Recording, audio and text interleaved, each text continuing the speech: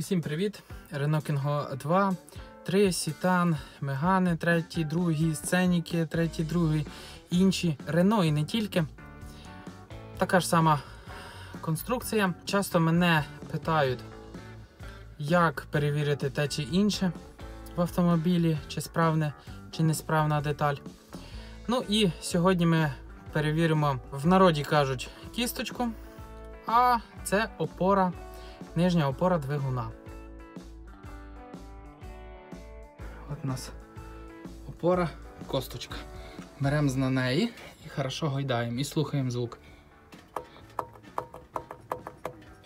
Прям чути хорошо так.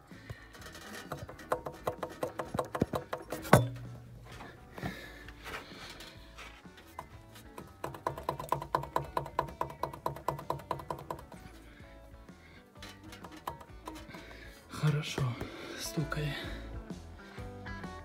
Перевірили ми опору.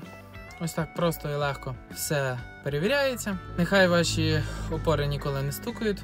Всім удачі, до нових відео. Пока-пока.